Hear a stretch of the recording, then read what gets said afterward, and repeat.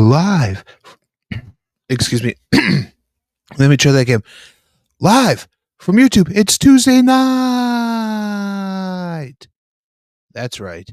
Welcome everyone here to another Tuesday Night Live with me, right up there, right up there, the Binbuster. Welcome, welcome aboard, everyone, tonight. And I just want to say, welcome. We're talking Fantastic Four. We don't know much about this movie, but it's one of those things that it's exciting to talk about. Let's see who's all here. And before we begin, let's see who's all here tonight. We have here Guy from K-Man Movies and More. Telling you to smash that like button. Hey, Guy, guess what? What's up? What's up? Like I said, and I state, do what the banner says down below. Everyone, do it. We have Movie Hunter here. What's up? What's up? We have Donna the Dead 84. What's up? What's up, man? How are you doing? What's up? What's up? Robert? Guess what? What's up? What's up? Oh. And then we have Hunter saying hi to Jerry. Jerry here. Hunter saying hi to Hunter. Saying hi to Robert. There's Robert. Hey, Jerry. Hey, everyone. Hey, just saying hi to everyone. Okay. Like I say tonight, we're talking the Fantastic Four. The MCU movie that's coming out next year, which is really weird that it's coming out next year. We only have, what is it, Wolverine, Deadpool this year, which seems kind of weird for me. Can you guys hear me? Yeah. Okay. Because I can't hear myself in my ears. That's why I'm asking. Oh, there we go. Just had to push it a little bit further. But anyways, like I said, we're talking about tonight. Let me get it up here. We're talking the Fantastic Four tonight. As you guys can see right there, there's the cast picture. Hold on. Give me 1 second. I'm going to take that off of here.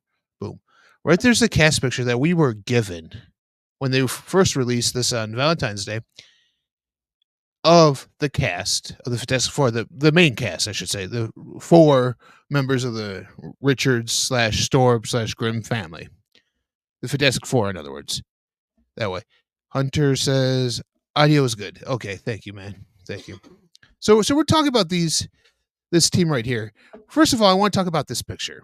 We've all seen this picture before. And as you guys know, I like breaking down stuff. And we're breaking this down for you guys here tonight. What to expect from this movie coming out? I know I'm kind of excited because this looks like they've actually taken their time and flushed out the Fantastic Four. I know what you all are asking. I know what you're all thinking. Why weren't these guys at the Battle of New York if they take place in New York? Well, there's a reason for this. If you guys can see the color scheme of this picture. In fact, you know what? Let me go into the next one. There we go. As you guys can see, this is what we got there. And here's the other one. As you guys can see here, the color scheme and the font of this all states to me that we're getting a period piece. We're getting a movie set in the 60s. Look at the colors. I'll go back to the first slide again. Look at those colors, those pinks, those pastel pinks, those pastel blues, and everything. At first, I'm like going, oh, their costumes are all different. Okay, that's not weird. That's weird, but it's like, upon the second slide I'm going to show you guys, the second picture I'm going to show you guys, is you will see it a little bit different. But there we get Pedro Pascal as Reed, starting from your right to your left as we do it. Pedro Pascal as Reed. Vanessa Kirby, yes. The same Vanessa Kirby, that is related to Jack Kirby, the creator of the Fantastic Four. So there's a little bit of trivia for you guys. We have Jack Quinn here as Johnny Storm. We have Eben Moss Baccarat as Ben Grimm. And right down here, this little lovable robot is Herbie. We don't know who's played Herbie yet. We just know it's a computer-generated robot. Or I would be surprised if they do a lot of practical effects with that robot. That would be awesome. Just have a little robot running around. It would be kind of cool. So what we're going to do is we're going to, first of all, talk about this for a little bit. What I'm going to do is I'm just going to make this a little bit bigger. There we go. There we go. As you guys can see over on our left-hand side, there's the family again. And we see a picture of Ben Grimm in his astronaut outfit with that him as the thing right there, which is kind of awesome that we see it this way. We have Herbie. We have that there. We have the logo that's just fantastic for the Happy Valentine's Day on top. So this is, like I said, released on Valentine's Day of this year to give us a first taste of what to expect with when they first did the entire cast. So, and what we're going to do is here's the, as you can see, he's reading the Life magazine. What's important about this Life magazine? This is where it tells me, besides the pastel colors, it kind of tells me what year we're in. Because if you look up your Life magazine or your Time magazine, you will see that that's a picture of Lyndon Baines Johnson, LBJ, on the cover. That cover was around to the 1960s. So this tells me this is a period piece in 1960. Not to mention the font we see of the Fantastic Four logo right there. That also screams to me 1960s. So we're getting 1960s. Then you're wondering to yourself, where were they during the Battle of New York? Where were they when Thanos attacked? Where were they when the Chitauri attacked? Where were they when Ultron was there? You would think that a family that's the first family of Marvel, you would think Defenders of New York, part of the Defenders of New York, that they would be there to battle him. Yes and no. Yes, because they are in New York and it would make sense for them to be there. But no, because this movie doesn't take place in that universe, in the 616, as we've been commonly known in this MCU. The reason I say that is we're in a multiversal saga right now. It started when they did Kang, which is no longer going to happen, folks. Sorry. When they did Kang, he's no longer going to be a villain here. So when they did him, it was one of those things where they were like, well, here it is. It's a multiverse saga, so we're going to do all these variants and whatnot. Fantastic Four doesn't have to be part of this universe. They could be part of a different universe. And as you can see over here on the right, we have their costumes. In that first one, like I'll go back to that first one a lot. It almost looks like a sweater Reed's wearing. And Sue as well. So that as we can see in the second picture here, that's actually their uniform, which is kind of cool looking that they have the lines on it. You can also see that with Johnny's, who's also red. So it looks like his red might not just be him on fire. It might just be him glowing red. Like he is on fire, just not necessarily fully flamed. And there's Ben Grimm wearing shorts with his logo on it. I gotta say, when they released this poster of the team, I'm like, okay, that's fine. That's Ben. That's Ben before he becomes the Thing. Who's the astronaut in the picture? He has a 4 on his helmet. Yeah. That guy right back there. Right back there, that picture, the astronaut, that's Ben Grimm before he becomes the Thing. That's who that is. So, see here. Yeah, he has a 4 on his helmet. That's this guy. These two guys are the same. Ben Grimm is the Thing. So they're both. So he's the rock guy. In other words, Hunter, he's the rock guy. That's who that is. That's who that is back there.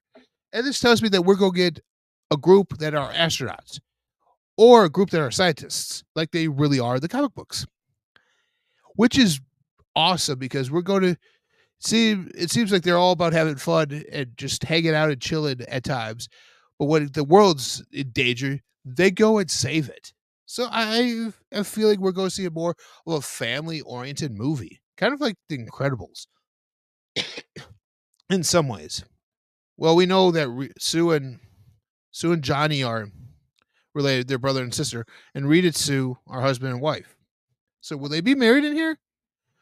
I don't know yet. I don't know if Reed or Sue will be married in here yet. I don't know. Ben Grimm's Reed's like best friend. So he is thrown in here. But you see, that's not it for everything we have going on with the cast. See, there's the logo I was talking about. Doesn't that scream to you guys? 1960s? Just the way it looks. It looks like you're going into the future house. You know how they've had those museums where they've had the House of the Future. Go look up at the House of the Future, and it's in the exact same font. Well, that's it. I enjoy that, and if it's set in the 60s, this is going to be a very interesting timepiece because there's a whole lot more to go through. Right here, we get I forget this guy's name. Give me 1 second. Galactus MCU.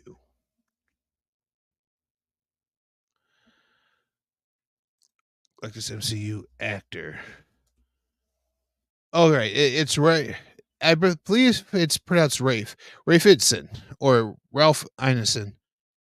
He will be playing. He's British, so it's probably Rafe. This guy is from The Witch. I haven't seen that movie, so I can't tell you how good he is as an actor. But everything I'm hearing about this, they're like, "Oh, this is a fantastic cast." Good job. So he's Galactus, and as you guys can see, that big guy right there, the purple, is Galactus. He's a Celestial. You remember in the Eternals that big thing coming out of the water? That's one of him. That's not exactly Galactus. That's one of his kind.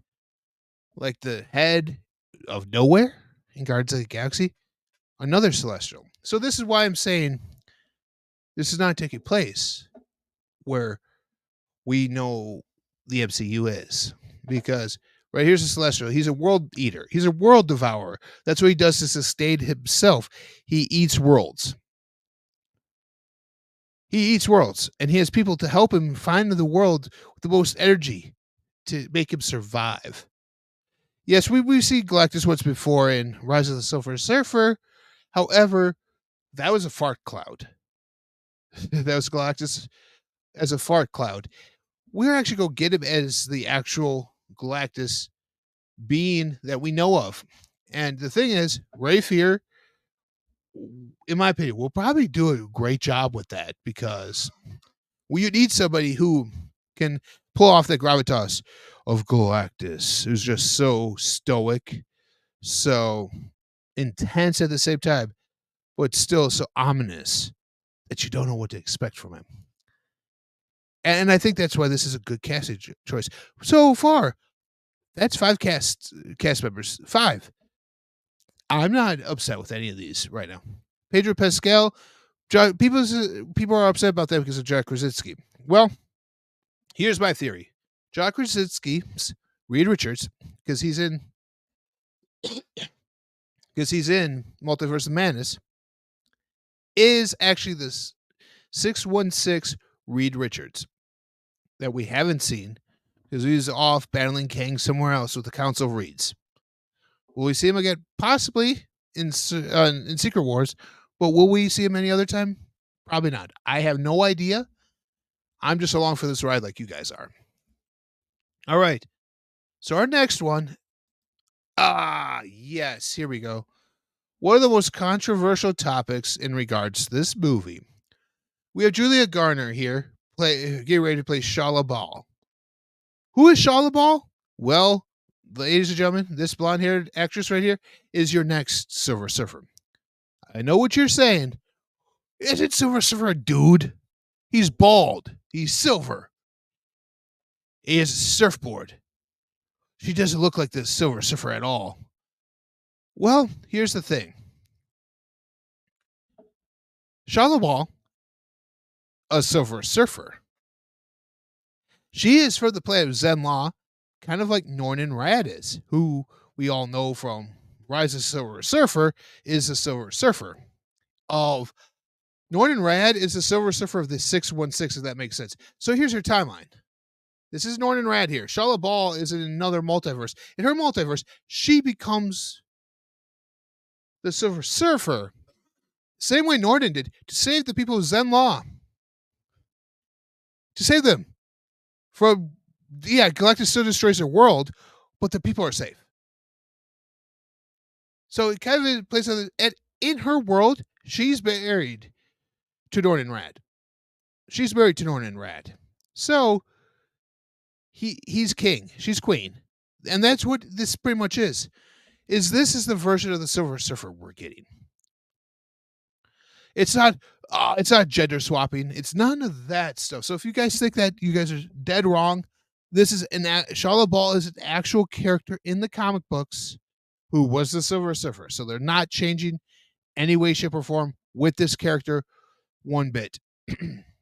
She, like I said, Zen Law, Norman Rad, the first Silver Surfer, Shia LaBeouf would be later taken to Earth by Mephisto and have her memory be from Zenla erased for some time. During this time, Shia LaBeouf's whole world was absorbed by Galactus, even though he spared the people living there. So she was taken to Earth by Mephisto, who is supposedly supposed to be the villain in Blade and in the next Doctor Strange movie. So Doctor Strange is supposed to be battling Mephisto in some way, shape, or form in here too. So we're going that way.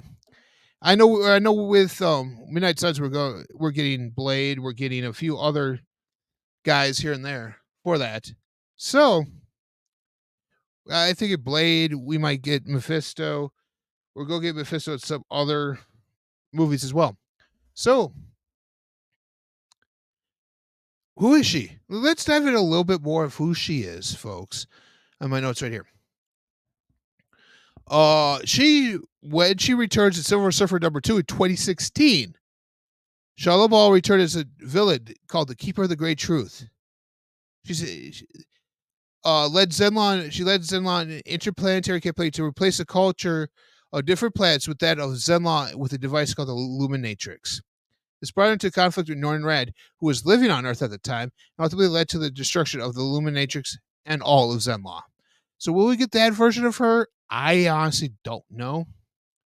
But I think we're getting the version, like, you check it out. I think it's Earth. Let me see what it is. Shall ball Earth.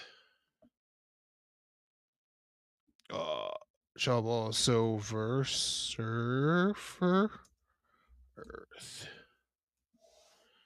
Okay, she's part of Earth 9997. So 9997.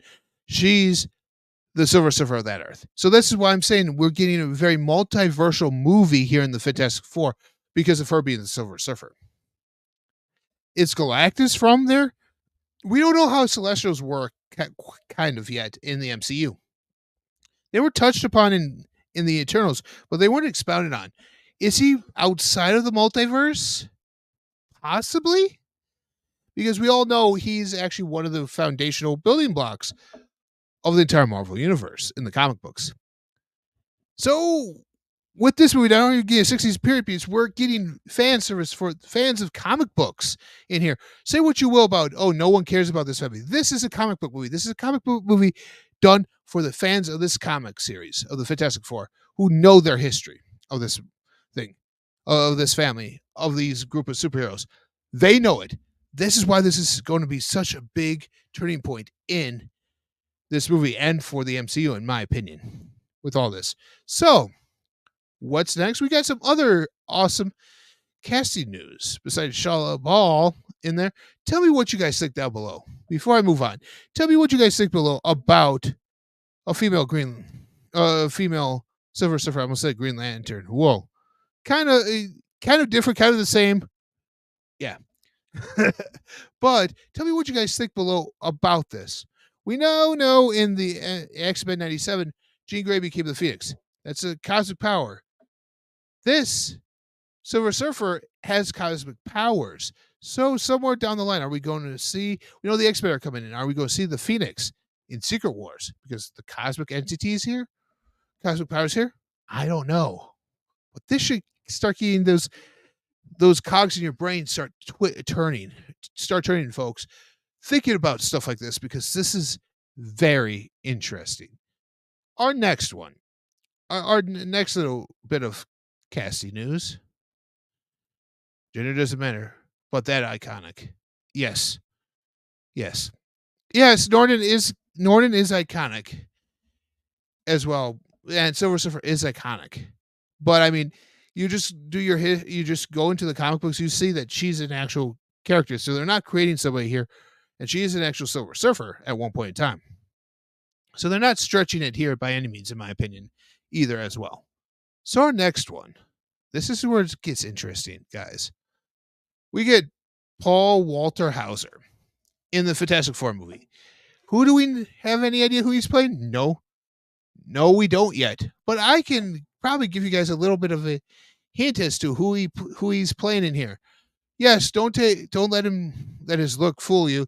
He is a bigger guy. So everyone's like saying, "Oh, he's going to be Mole Man because Mole Man's a bigger guy." What happens if he's not Mole Man? But you remember that first picture I showed you, the robot Herbie? Maybe he's Herbie. Maybe he's the voice of Herbie.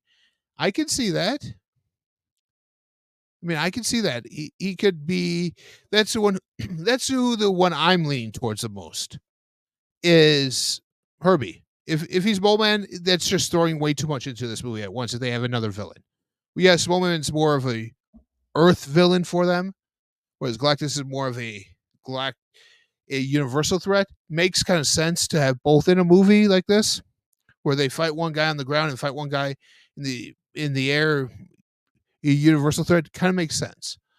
Kind of like Thanos and his minions.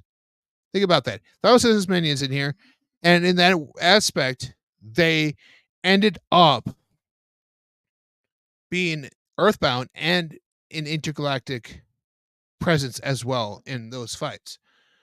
Who else do I think he's playing? Could he be Blastar? Because we all know the Fantastic Four is all about the negative zone. And who is Blastar? Well, he's a villain who resides in the negative zone. Who's opposed who's opposed to Fantastic Four and a Nihilus. Nihilus is a guy who's interesting, to say the least. A Nihilus is a villain whose realm of the whole thing is his cosmic control rod. He wants to break out of the negative zone and rule the negative zone and rule the zones all around it, i.e., real time. So, could he be Blastar? Yeah. Oh, could he be Willie Lumpkin? The Fantastic Four's mailman? No, that was Stan Lee in that one movie, and it's going to be Stan Lee. They're not going to make it. They're not going to hire on a guy like Paul Walter Hauser to be Willie Lumpkin, in my opinion. Sorry. I'm just going through some that I've known that people have said, too. Like I said, he's probably Herbie. But could he be the mole? Could he be the Mole Man? Yes, he could be the Mole Man. Or maybe he, like I said, besides Herbie, maybe he's the voice of Terex the Tamer. He could be the voice of Terex the Tamer, which is kind of awesome too. Because if you're set to debut Shia LaBeouf as a cosmic herald of Galactus, the other heralds are also rumored to appear in the upcoming movie as well. So one of these could be Terex the Tamer, played by Paul Walter Hauser. His intimidating posture, muscular physique fit Hauser brilliantly. This would help develop the backstory of Galactus himself. Terex the Tamer. Okay, here's where I'm going to go right now. I'm going to give you guys a little backstory of Terex the Tamer. Okay. Just to get you guys a little bit more. What Terex is, he's a... there it is. That's the link I'm looking for right there. Okay. He has superhuman strength, stamina, durability, blah blah blah blah blah, longevity, flight, energy manipulation, geokinesis, which means he can move the earth, and he uses a cosmic axe. So he's a herald of Galactus who begrudgingly becomes one of them himself, because he has found more worlds than that, and he's able to combat the people on those worlds himself. He's known as merciless to begin with, but then he is used by Galactus as a tamer, which means he's trying to tame Galactus to try and eat more worlds to keep him asleep and at bay. Will they use old stock footage to give Stan Lee a cameo? I don't know. Maybe they would. Maybe they would if they did Willie Lumpkin. That would be kind of a great homage right there to do it that way. Or even because I know they have had some footage from other projects where he was in a period piece in Captain America, like in one of the videos that they never aired. they could replay one of those scenes too with him, and then you could look for him. Hey, there he is, right there. You could do that, Hunter. That's a good question. Honestly, don't know, but that is a very good question. Possibly. All right. So we have that. Who's Herbie? You guys, he is a humanoid experimental robot, B-type, integrated electronics. Herbie. He has been a member of the Fantastic Four. He's he's a robot assistant. I mean, he was revealed just there. He's the voice of the strange Marvel Comics character has not yet been revealed, but Paul Walter Hauser could be a great candidate, especially because of his experience in comedies and sitcoms. So, with that experience he has, him being the voice of Herbie the robot would be kind of cool. Herbie is like a all one battle machine type of thing because you kind of move him around, and he helps search, he helps gather, he helps all this. Herbie is intentionally a humorous character. Inherently is a humorous character. Taking the form of a small robot companion to the Fantastic Four. So, I mean, he's there. And of course, I think he might. If they go the Mole Man, we could do the Mole Man who lives under the ground, who lives underground, and it was their first antagonist in 1961. So they're going to make this in a movie in 1960. Having their first antagonist being the Mole Man makes sense too. So is he it? I don't know. I would have to, if I have to choose two, I would say either Herbie or the Mole Man. Those are the two only choices I would give you guys because that's who I personally think he is. He's one of those two guys. Next, we have a name that I didn't realize was still out there acting. Natasha Lyonne. You'd be like, who is she going to play? Well, Natasha Lyonne, or Leone, whoever you ask how you pronounce her last name, but it's Leone. Who is she going to play? She could play a couple people here. One, she could be Herbie, obviously. Two, she could be Alicia Masters, Thing's girlfriend, who's blind, who loves him for him, despite his rock appearance. She could be him, or she could be another Herald of Galactus. Who am I talking about? I'm talking about Frankie Ray Nova, folks. Frankie Ray Nova. And you'd be like, what? That's a long name. Frankie Ray Nova is her character? No. Frankie Ray's the character's name. Nova is her superhero name or her powered up name. She is not necessarily Nova like the Nova Corps, like we know. In here, she is a Herald of Galactus. She's Nova. Here, let me see. Frankie Ray. There we go. Which is funny because they're bringing in, they're bringing a lot of characters from the 616 and place them over into this continuity. So, but who is she? She has cosmic powers. She's a Herald of Galactus. I mean, she's just trying to get you guys some little background story. Originally gained superhuman powers as a result of a mutant genetic reaction to exposure of unknown chemicals. So her mutant gene of with a mixture of unknown chemicals gave her powers. Her powers were later enhanced exponentially by the infusion of cosmic energies and by the world devourer Galactus. Originally, she had powers to that of the Human Torch, flame generation, projection, and flight. So she's like a cosmic version of Johnny Storm, which makes awesome sense because Johnny Storm eventually becomes a Herald of Galactus in the comic books. Him and Frankie Ray become an item, and they're like two fire people. They're two people with fire powers who are cosmic entities in space battling others with their cosmic fire. It's kind of a cool concept if you think about it. She could be Herbie. Obviously, a female robot would be nice. I said she could be Alicia Masters, but there's also something here that I'm going out on a limb and saying this. If this is the case, you guys might as well crown me the King of Marvel right now. And Kevin Feige better watch out. Could she be playing Doctor Doom? Just hear me out. We all know Reed and Sue get married. We all know in the comic books they have two kids, Franklin and Valeria Richards, or Franklin Richards and Valeria Von Doom. Yes, her father is that of Dr. Doom himself and Sue Richards. Franklin is of Reed Richards and Sue Storm.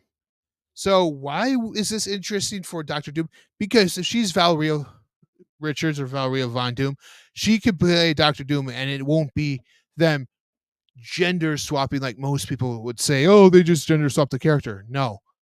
She's the rightful heir to the Doom mantle, rightful heir to the throne of Latveria.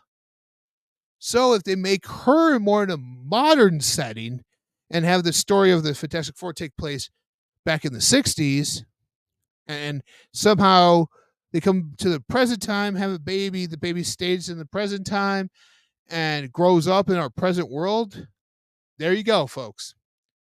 Dr. Doom that way. Do I really think that's going to happen? No, she's either Alicia Masters, Herbie, or Frankie Raynova. Those are pretty much the three I think of, not necessarily Dr. Doom, because we get to my last little bit of news here, who I think might be playing your Dr. Doom, because it just makes sense. That's right, folks. John Malkovich joined the cast of Fantastic Four not too long ago. Not too long ago. Who is he going to play? I'm dead set on two characters for him. And either one he could do a fantastic job with. First of all, Norman Rad. Yes, I know we talked about Shia LaBeouf being the Silver Surfer, but Norman Rad as the Silver Surfer. He could be Norman Rad. He can do an excellent job with that character. The subtle nuances of being kind of robotic, kind of being out there. We know John Malkovich excels at that. Look at a lot of his movies. He excels at being that quirky character who's very stoic. The second and last one I think he's going to be playing is Dr. Doom himself. If this is your Dr. Doom, I'm fine with this casting of John Malkovich as Dr. Doom. But there's only one issue with that. He's a little bit older than the rest of the cast. So if you're going to make Doom so if you're going to make him Doom, it kind of puts him there. It kind of puts him outside of the realm of this cast. However, if we're going Secret Wars as our final movie that brings in the X-Men, so this is all building up to Secret Wars. If this is building up to Secret Wars, there's two Secret Wars story arcs that happen. One is the Peter Parker getting a symbiote, which I highly doubt that they're going that one because that was kind of basic. There's Battle World, which they kind of could do it, but we were kind of seeing that in Deadpool Wolverine that we're getting Battle World right then and there. And 3, there's the one with Emperor Doom. And this Emperor Doom story arc is Dr. Doom as the Sorcerer Supreme. Yes, getting the powers of Stephen Strange, as well as having cosmic powers bestowed upon him by Galactus himself. Yes, that's the Emperor Doom, and that's where I think they're going. They need a big baddie to overall arch everything. Could it be Galactus? Yes, it could be Galactus. But you wouldn't bring in a name like John Malkovich without being some big role like that.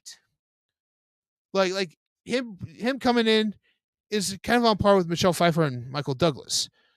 I think they did a lackluster job of bringing Michael Douglas and Michelle Pfeiffer as Hank Pym and Janet, as Hank and Janet. I think they completely dropped the ball on those two, and I think this is the way to make it up. You make him Doom. John Malkovich, I am Doom. Just hearing his voice like that. Like, we know he's a villain.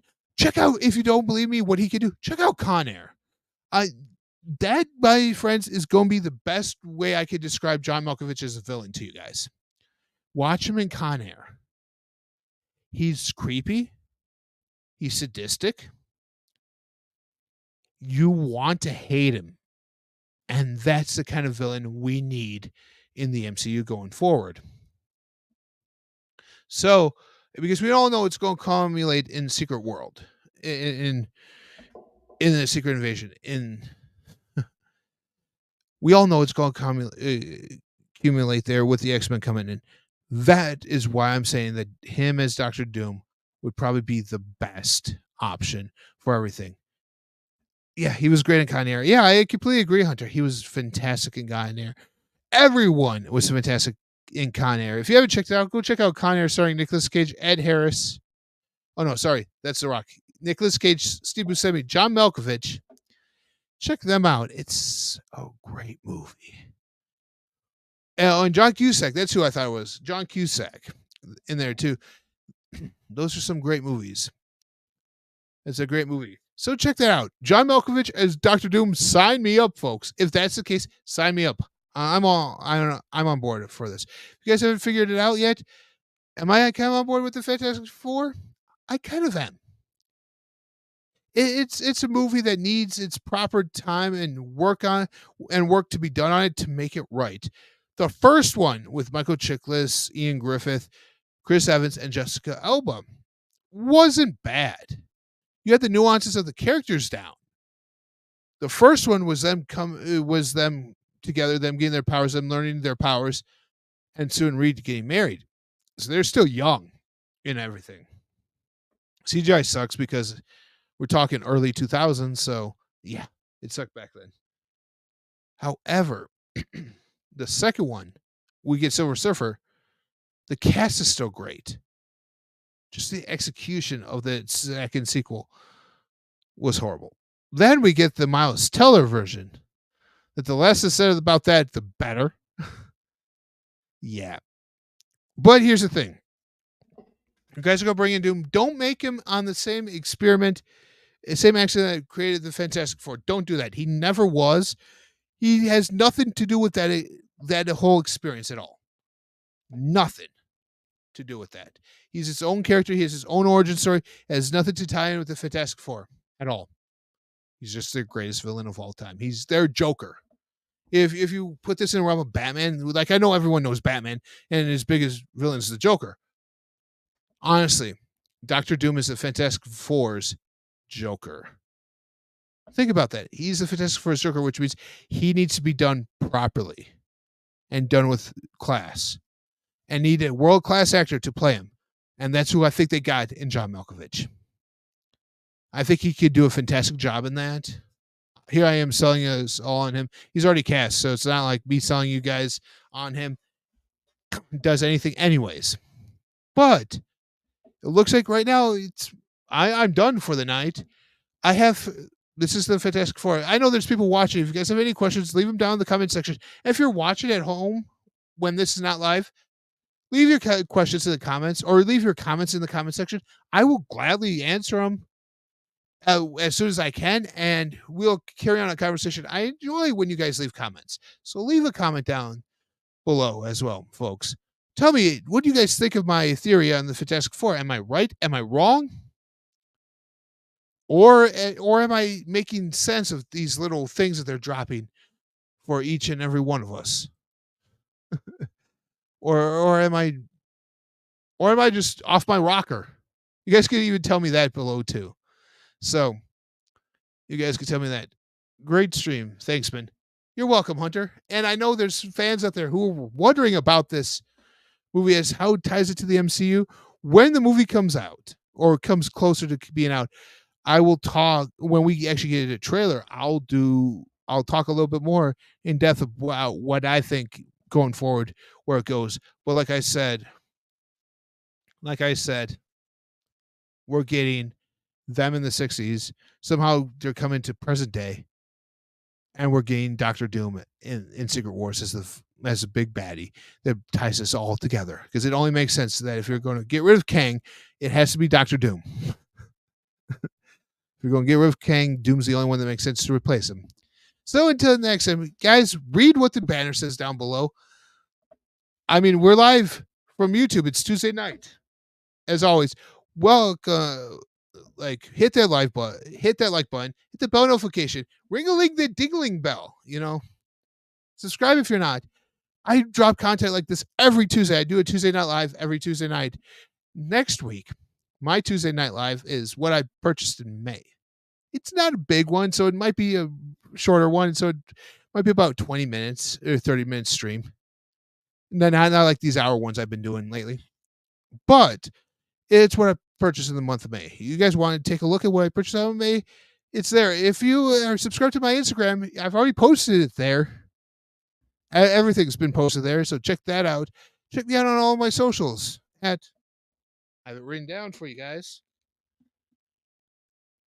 at the Binbuster on all my socials, right there, the Binbuster.